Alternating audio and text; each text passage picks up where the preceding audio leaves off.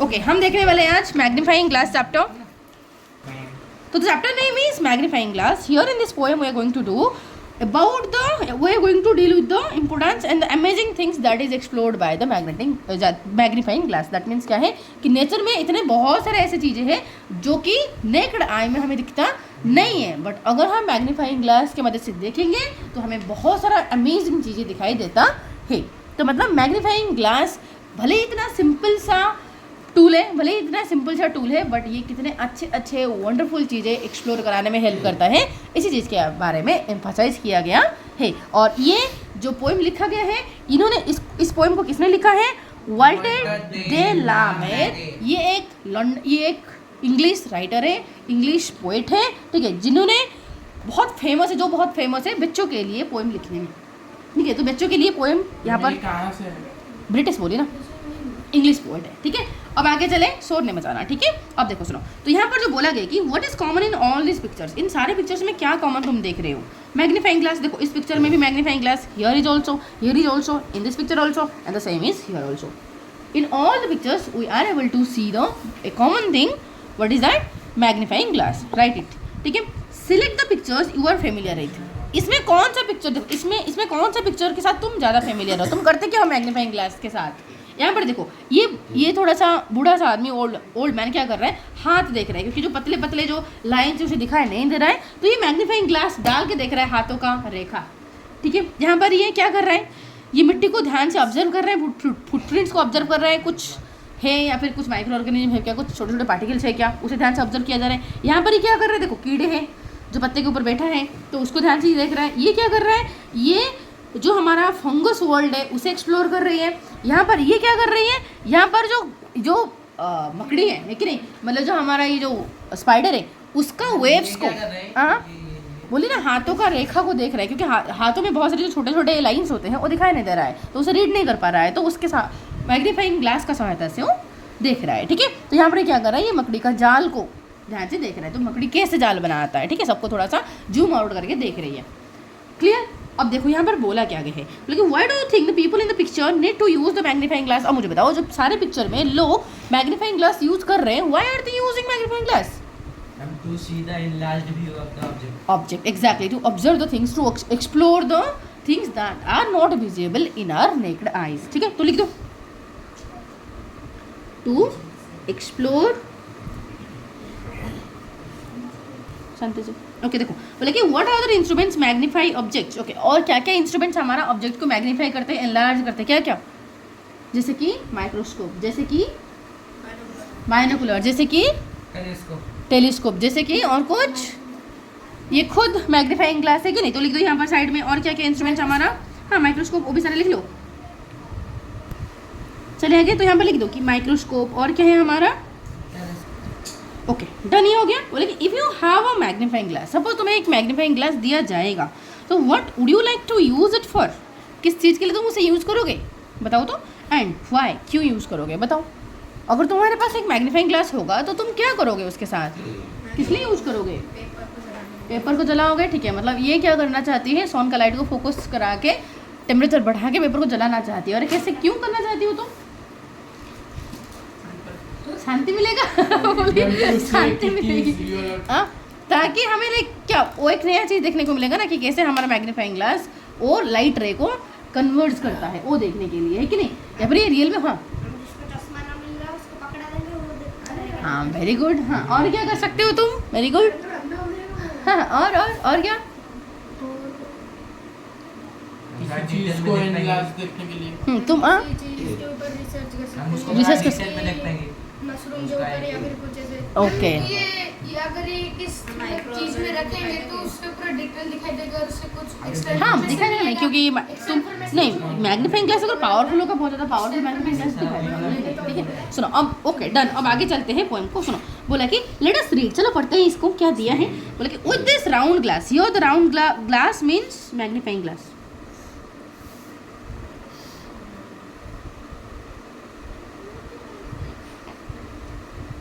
Magnifying glass. Okay, I can make magic talks. बोला कि with this round glass, इस magnifying glass का help से मैं क्या करा सकती हूँ? I I can make magical things. यहाँ पर मैजिक टॉक का मतलब है मैजिकल अमेजिंग थिंग्स, ठीक है, मतलब सिंपल मैजिक, ठीक है। हाँ श्योर, हाँ simple magic.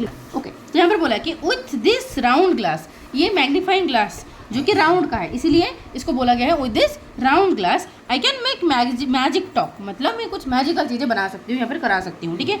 A myriad cells so in a scrap of chalk. Okay, इसका मतलब क्या है, क्या मैजिकल टॉक करा सकती हूँ मैं इस राउंड ग्लास के साथ, मैं कुछ मैजिकल चीज़ें करा सकती हूँ राउंड ग्लास का हेल्प से। क्या करा सकती हूँ, यहाँ पर बोला कि इन अ स्क्रैप ऑफ चॉक, मतलब स्क्रैप मतलब है पीस ऑफ चॉक, ठीक है। स्क्रैप मतलब क्या है, पीस ऑफ चॉक, ठीक है। बोलती हूँ इन अ पीस ऑफ चॉक मैं क्या करा सकती हूँ, अगर मैं पीस ऑफ चॉक को मैग्नीफाइंग ग्लास के द्वारा मैं देखूंगी तो मुझे क्या दिखाई देगा, बहुत सारे सेल्स दिखाई देगा। तो myriad सेल्स मतलब मेनी सेल्स, ठीक है। तो myriad मीन्स मेनी, हाँ, सेल्स मतलब यहाँ पर छोटे छोटे कंपार्टमेंट्स, ठीक है, बहुत सारे छोटे छोटे कंपार्टमेंट्स हमें दिखाई देगा चॉक्स में। ओके, तो यहाँ पर myriad मतलब मेनी, सेल्स मतलब कंपार्टमेंट, बहुत सारे कंपार्टमेंट हमें चौक के अंदर दिखाई देगा, छोटे छोटे घर जैसे हमें छोटे छोटे दिखाई देगा।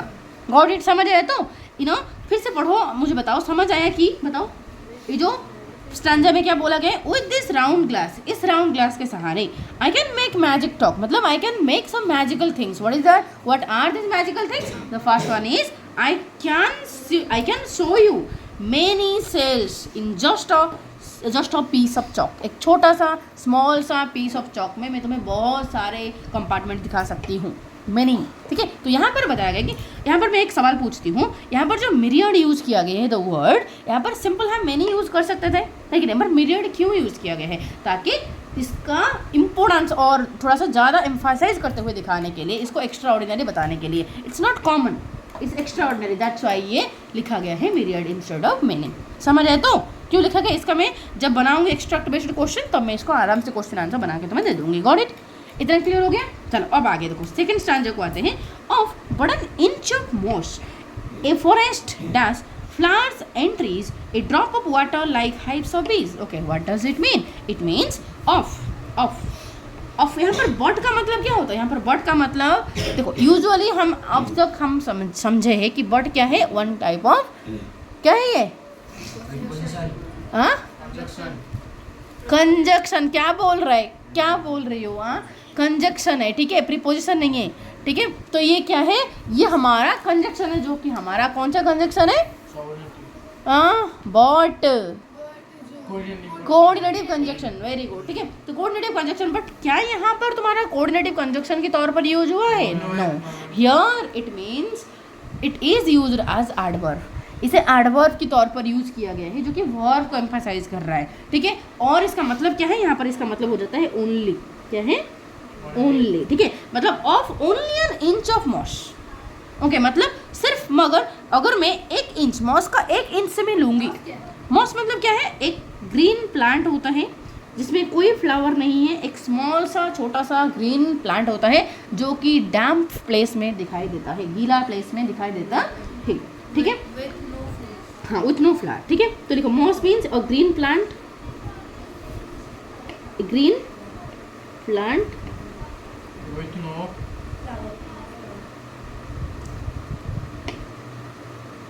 इन डैम्प प्लेस, ओके, गीला प्लेस में ये दिखाई देता है, ठीक है। तो ये इसका मतलब है, अगर मैं एक जो मौजू सिंपल तो मैं बोलूँ तो स्यूली, ठीक है, अगर मैं उसका 1 इंच स्यूली मतलब बहुत ही छोटा सा मॉस अगर मैं लाऊंगी, only an inch of moss अगर मैं लाऊंगी, तो उसमें मुझे क्या दिखाई देगा, ये जंगल दिखाई देगा, क्या दिखाई देगा, फॉरेस्ट, ओके। और ये फॉरेस्ट देखो, यहाँ पर जो फॉरेस्ट के बाद ये क्या है, कौन सा सिंबल दिया गया है, डैश दिया गया है, क्या दिया गया है, ये डैश। और ये डैश का मतलब क्या है, देखो, जब हम कोई वर्ड लिखते हैं इसके बाद हम डैश देते हैं, इसका मतलब उस वर्ड के बारे में और एक्सप्लेन किया जा रहा है। तो यहाँ पर जो फॉरेस्ट है, किस चीज़ का फॉरेस्ट है, बहुत सारे फ्लावर्स और ट्रीज का फॉरेस्ट है, मतलब वहाँ पर जो मॉस है उसमें बहुत सारे, छोटा सा अगर मैं ले जाऊँगी मॉस, तो उसमें बहुत सारे ट्रीज दिखाई देंगे मुझे, बहुत सारे प्लांट्स दिखाई देंगे। समझ आए? तो ये जो मॉस पाया जाएगा, क्योंकि ये one kind of micro organism है तो दिखाई देगा ना। यहाँ मैं नेकड में अगर मैं उसका 1 इंच लूँगी तो इसका मतलब इसमें बहुत सारे मॉस होगा, है कि नहीं। तो इसका मतलब पूरा जंगल हमें दिखाई देगा। क्लियर, समझ आ रहा है कि नहीं। तो यहाँ पर जो है डैश का मतलब समझ आया तो क्लियरली। तो dash why dash is used here to explain a word more about it. Okay, clear, समझ आ गया अच्छे से। तो आगे बढ़े, सुनो। तो यहाँ पर और क्या है, अगर मैं 1 इंच मॉस लेती हूँ तो उससे मुझे पूरा जंगल दिखाई देगा, और एक ड्रॉप ऑफ वाटर अगर मैं लेती हूँ तो मुझे क्या दिखाई देगा, वो दिखाई देगा जैसे कि एक a drop of water like hives of bees. Okay, मतलब अगर मैं एक ड्रॉप पानी लूँगी और उसको मैं माइक्रो ऑर्गेनिज्म मैग्नीफाइंग ग्लास के अंदर देखूंगी तो मुझे क्या दिखाई देगा, जैसे बीज का हाइव नहीं होता, बीज का हाइव में छोटे छोटे छेद होते हैं, छोटे छोटे कंपार्टमेंट होते हैं, तो मुझे एक वाटर ड्रॉप में भी वैसे ही दिखाई देगा। क्लियर, समझ आ रहा है। तो लाइक हाइप्स ऑफ बीज की तरह मुझे वाटर ड्रॉपलेट दिखाई देगा। तो here what is emphasized, it is emphasized the poetic way to express the scientific fact. मतलब क्या है कि ये सच है, ये रियलिटी है, ये साइंटिफिक नॉलेज है, बट इसको पोएटिक तरीके से एक्सप्रेस किया गया है। That shows the scientific knowledge of the poet. समझ आए तो I think this much is clear. हाँ, इतना क्लियर हो गया, आगे बढ़े। ये दो पैराग्राफ को थोड़ा सा अच्छे से पढ़ो, अगर कोई डाउट है तो पूछो मुझे फटाफट, quick. Okay, the third stanza, here it is written that I lie in wait and watch how the deft spider jets the woven web silk from his spinnerets. Okay, इसका मतलब क्या है? तो this paragraph is about the spider. Okay, मतलब यहाँ पर spider को भी ये मैग्नीफाइंग ग्लास की सहायता में देख रहे हैं। ठीक है, तो क्या देख रहे हैं, देखो जरा, कि देखने के लिए क्या चाहिए, ऑब्जर्व करना चाहिए कोई चीज़ को ध्यान से। अगर किसी चीज़ को हम मैग्नीफाइंग ग्लास की सहायता से देख रहे हैं तो हमें बहुत ही ध्यान से देखना पड़ेगा। तो यहाँ पर वही लिखा गया है कि आई लाई इन वेट का मतलब है आई ऑब्जर्व इन साइलेंट। ठीक है, इसका मतलब क्या है, आई ऑब्जर्व इन साइलेंट। ठीक है, मतलब साइलेंटली वो ऑब्जर्व कर रहे हैं। ठीक है, एंड वॉच, और देख रहे हैं। How the depth spider jets. Okay, क्या देख रहे हैं कि कैसे द डेप्थ मतलब क्या है, स्किलफुल। डेप्थ मतलब क्या है,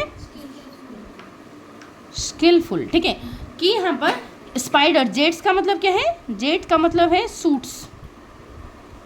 ठीक है, the woven web like spinnerets. Okay, पहले मैं वर्ड का मीनिंग लिखा देती हूँ, फिर तुम्हारा मैं समझा दूंगी। ठीक है, सुनो, स्पिनरेट का मतलब है द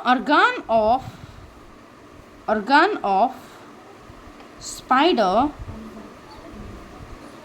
from which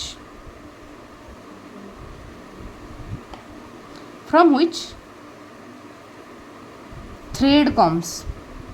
ओके, मतलब तुम्हें पता है ना, स्पाइडर से क्या निकलता है, एक धागा जैसे निकलता है, बहुत ही पतला सा सिल्क धागा जैसे निकलता है।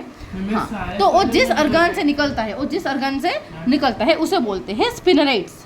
हाँ, बोलती हो। ओवन मतलब वो, वेव का मतलब क्या है, वेव मतलब बुनना, कोई चीज़ को बनाना, कपड़े बुनना, है कि नहीं। तो ये ओवन है, मतलब पहले से बुना हुआ। ठीक है, अब आगे मतलब इसका एडजेक्टिव फॉर्म में बताती हूँ क्या है, सुनो। कि आई लाई इन वेट एंड वॉच, मैं ध्यान से बैठता हूँ और ऑब्जर्व करता हूँ कि कैसे एक स्किलफुल स्पाइडर शूट करता है। शूट मतलब क्या, इस तरह मुंह से अपना धागा निकलता है, ऐसे करके निकालता है। ठीक है, तो हाउ द डेप्थ स्पाइडर मतलब हाउ द स्किलफुल स्पाइडर। देखो यहाँ पर एक वर्ड यूज किया है डेप्थ, और यहाँ पर डेप्थ क्यों यूज किया गया है, डेप्थ इसलिए यूज किया गया है तो ये दिखाने के लिए जो स्पाइडर है वो कितना स्किलफुल है। ये जो बना रहा है, जो वेव बना रहा है स्पाइडर, वो इतना आसान नहीं है। उसको बनाने के लिए बहुत हो सकता है, सीधा सीधा स्किलफुल दे सकता है, बट स्किलफुल एक नॉर्मल सा, ये डेप्थ इसलिए लिखा गया है क्योंकि ये एक्स्ट्रा ऑर्डिनरी स्किल है। समझ आए कि जो ऑर्डिनरी स्किल नहीं है, इस चीज़ को दिखाने के लिए। ठीक है, द डेप्थ स्पाइडर, इसका मतलब बहुत ही ज़्यादा स्किलफुल स्पाइडर क्या करता है, मुंह से धागा निकलता है। ठीक है, ये क्या करता है, अपना धागा निकलता है। तो जेट्स मतलब सूट्स, कैसे स्पाइडर धागा निकलता है। Okay, and the woven web silk from his spinnerets. Okay, कि कैसे वो अपना स्पिनरेट से, अपना ऑर्गन जिससे हमारा, स्पिनरेट मतलब क्या है, स्पिनरेट मतलब है जिस ऑर्गन से स्पाइडर का बॉडी से निकलता है धागा, उसे बोलते हैं स्पिनरेट। समझ आए तो बोला गया कि फ्रॉम हिज स्पिनरेट, कैसे वो उस ऑर्गन से वेव करने के लिए, स्पाइडर का वेव करने के लिए, मतलब स्पाइडर वेव बनाने के लिए सिल्क निकलता है, उस चीज़ को ध्यान से ऑब्जर्व कर रहे हैं, ठीक है। हाँ हमेशा सिल्क निकलता है। हाँ, सिल्क थ्रेड निकालता है, ठीक है, और बहुत ही स्ट्रांग होता है। हाँ मैम तो उससे यूज क्यों नहीं करते क्लॉथ? हाँ कर सकते हैं, अभी तक तो एक्सप्लोर नहीं किया गया है, बट कर सकते हैं, धागा कर सकते हैं, बना रहे, बहुत सारे दुनिया में भी बनाया जा रहा है, उसको यूज करके हम धागा बना सकते हैं आराम से, है कि नहीं, बना रहे। सुनो अब आगे बढ़े, सुनो ये वाला स्टांजा समझ आया कि, तो यहाँ पर क्या बोला जा रहा है कि आई लाई इन वेट इन वॉच, मैं चुपचाप बैठता हूँ और ऑब्जर्व करता हूँ कैसे एक स्किलफुल स्पाइडर अपना मुंह से वेव बनाने के लिए, अपना मुंह से जो स्पाइडर वेव बनाने के लिए सूट करता है, क्या सूट करता है, सिल्क सूट करता है अपना ऑर्गन से, अपना स्पिनर जेट से। समझ आया? तो अब आगे बढ़े। ओके, इस स्टांजा को जाते हैं। The Tigris clause he has. Okay, what is Tigris? Tigris मतलब टाइगर जैसे, स्ट्रॉन्ग, ठीक है, फियर्स। ओके, फियर्स क्लॉज यहाँ पर बोला गया है कि भले ही स्पाइडर बहुत ही छोटा है, okay, although the spider is very small, but इसका जो क्लॉज है, मतलब इसका जो नाखून है, इसका जो पैर के लास्ट में जो नाखून है, they are very sharp and strong, इसलिए कहा गया है द टाइगरिस क्लॉज। समझ आया? तो टाइगरिस का मतलब कि ध्यान से देखो वो कैसे एक्सप्लेन कर रहे हैं स्पाइडर को बोल दिया वो स्किलफुल है, स्पाइडर को बोल दिया वो बहुत ही स्ट्रॉन्ग है, उसका क्लॉज टाइगरिस है। इसका मतलब क्या है? इसका मतलब है वो ध्यान से ऑब्जर्व कर रहे हैं, वो दिखा रहा है कि पोएट का ऑब्जर्वेशन क्वालिटी को। समझ आया? तो टिगरिस का मतलब लिख दो यहाँ पर। टिगरिस मीन्स फियर्स या फिर स्ट्रॉन्ग, ठीक है, strong sharp clause he has, मतलब स्पाइडर का जो क्लॉज है वो बहुत ही शार्प है और बहुत ही फियर्स है, मतलब डेंजरस दिखने को, ठीक है। और and O the silly flies the stumble into his net with all those eyes. इसका मतलब क्या है कि देखो कि स्पाइडर, हाँ फियर तो नहीं, फियर्स, फियर नहीं, फियर्स मतलब लिख FIERCE, फियर्स, फियर नहीं बोली मैं, ठीक है,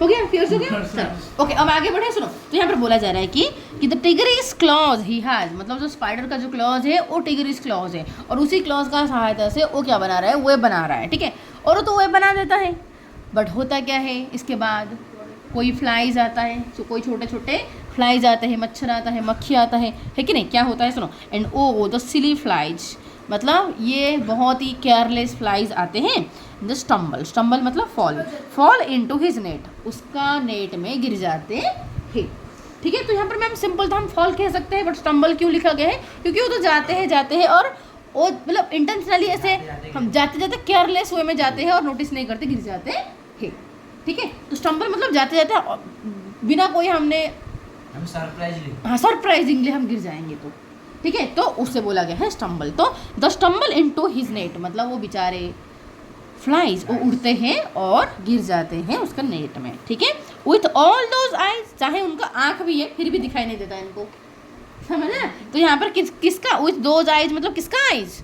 फ्लाइज का आइज, ठीक है, फ्लाइज का बहुत बोला कि दोज आइज मतलब दो आइज है, ठीक है, मतलब पावरफुल आइज है, बोला गया है कि उनका आंखें बहुत तगड़ा है, बट फिर भी इतना केयरलेसली चलते हैं कि आके उसके नेट में गिर जाते हैं, that's why they are referred as silly.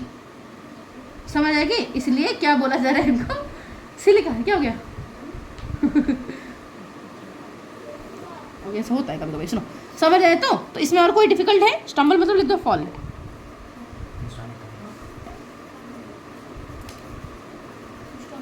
Fall, ठीक है, fall into his net. I hope clear हो गया। चलो अब आगे देखो। सुनो कि not even the tiniest thing but this my glass will make more marvellous and itself surpass. इसका मतलब क्या है कि not even a tiniest thing, कि ऐसा कोई टाइनीएस्ट चीज़ है ही नहीं, ऐसे कोई टाइनीएस्ट थिंग है ही नहीं जिसको this my glass will make more marvellous, जिसको, तो यहाँ पर बट दिस माई ग्लास इसका मतलब है जिसको मेरी ग्लास नहीं कर सकता। क्या नहीं कर सकता? मार्वलियस नहीं कर सकता, मतलब वंडरफुल नहीं कर सकता। मतलब कुछ भी छोटा टाइनीएस्ट चीज़ को अगर मेरे मैग्नीफाइंग ग्लास के सहायता में देखेंगे तो डेफिनेटली अमेजिंग दिखाई देगा, उसमें बहुत सारे सीक्रेट्स पता चलेगा। तो इसलिए कहा गया है मार्वलियस। तो लिखो मार्वलियस का मतलब वंडरफुल।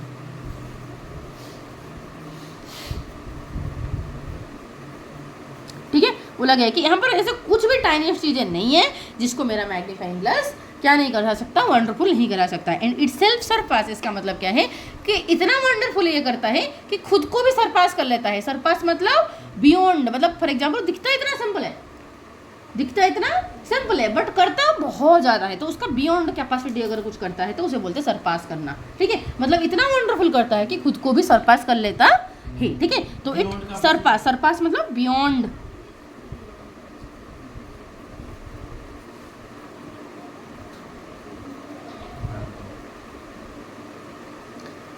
समझ आया? तो आई होप क्लियर हो रहा है। अब आगे लास्ट वाला स्टैंजा क्या दिया है कि yes and with lenses like it eyeing the moon.